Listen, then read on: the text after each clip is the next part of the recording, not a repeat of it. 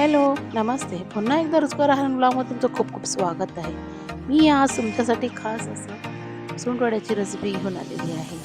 ही recipe सर्दीमध्ये खाल्लं जातं म्हणजेच थंडीमध्ये, कारण की ह्याच्यामध्ये हीट जास्त असतो. असे हेवी पदार्थ म्हणजेच ड्रायफ्रुट्स ह्या पदार्थांनी बनवलेली कुठलीही वस्तू हार्ड असतं पचण्यासाठी. ह्या दिवसामध्ये पचायला बरं पडतं आणि शरीरालाही चांगलं असतं. तर चला, मी आज तुम्हाला ह्याची कृती दाखवते. असे मी आधी खारीक आणि खोबरं वाटून घेतलेली आहे. तुम्ही मिक्सरमधूनही काढून घेऊ शकता. इथे एका कढईमध्ये थोडंसं तूप टाकून त्याच्यामध्ये मी साधारणतः 300 ग्राम असे बदाम फ्राय करून घेतलेली आहे. तुम्ही कुठलेही ड्रायफ्रुट्स कमी जास्त करू शकता. त्यात काही असा नियम नाही की तुम्ही एवढंच घाला, एवढंच कमी करा. अशा प्रकारे व्यवस्थित त्याला भाजून घ्या. जास्त अगदी लालही भाजू नका, फक्त त्याचं जे ओलसरपणा असतो की नाही ते निघून जायला पाहिजे. जास्त भाजलं ना मग ते टेस्टला थोडंसं जास्तच हे वाटतं, म्हणून अशा प्रकारे भाजून घ्या. आता त्यानंतर मी हे बघा काजू देखील मी भाजून घेते. काजू 250 ग्राम आहेत, तेही व्यवस्थित असं भाजून घ्या. त्यानंतर पिस्ता 200 ग्राम अशा प्रकारे, जास्त नाही, थोडंसंच भाजून घ्या. त्यानंतर मी अक्रोड देखील भाजून घेतलेली आहे. अक्रोड इथे मी 150 ग्राम घेतलेली आहे. तुम्ही जास्तही घेऊ शकता, कारण थोडंसं तुरट लागतो म्हणून मी कमी घेतलेली आहे. खोबरंही मी भाजून घेतलेली आहे आणि खोबरं आणि खारीक मी मिक्सरमधून आधीच वाटून घेतलेली आहे.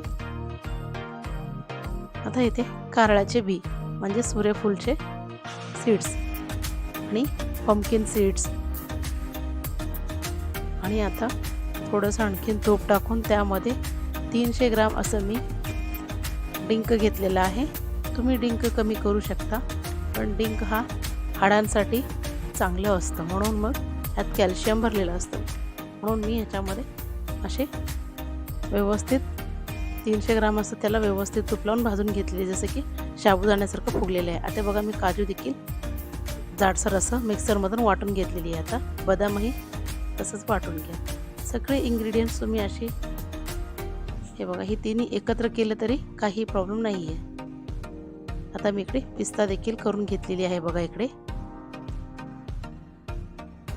हे बघा अशा प्रकारे.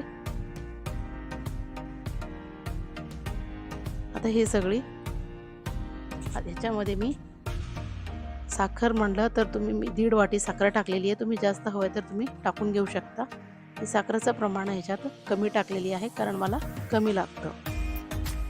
खारीक आणि खोबऱ्याचं देखील वाटून मी याच्यातच टाकलेली आहे. सगळं मिश्रण एकजीव करून घ्या. आणि याच्यामध्ये जायफळ म्हणतो की नाही आपण, जायफळ आणि वेलची पूड हे दोन्हीही व्यवस्थित टाका. आणि थोडीशी मीठ, शेंदा मीठ टाकलं तरी चालतो. हे सगळं असं एकजीव करून घ्या. तुम्ही हे असं कोरडं देखील खाऊ शकता, किंवा समजा तुमच्या घरी जर कोरडं नाही खात असेल कोणी, तर तुम्ही 2-3 चमचा तूप टाकून एका वाटीमध्ये तेही असं देऊ शकता. माझ्याकडे कोणी तूप टाकून खातं तर कोणी असंच खातात, म्हणून मी असे सुट्टच ठेवलेली आहे. यामध्ये काळे मनुके डायजेशनसाठी फार लाभदायक असतात. म्हणून तुम्ही रात्रीचं जर भिजवून ठेवला, म्हणजे 7 ते 8 असं तुम्ही भिजवून ठेवलं पाण्यामध्ये, तर तुम्ही सकाळी उठून ते पाणी पिऊन ते खाल्लं ना, तरीही तुमचं पोट व्यवस्थित साफ होतो आणि डायजेशनचा प्रॉब्लेम राहणार नाही. आणि माझ्या चॅनलवर कोणी नवीन असाल तर सबस्क्राईब करायला विसरू नका, आणि आवडलेच लाईक देखील करून घ्या. थँक्यू.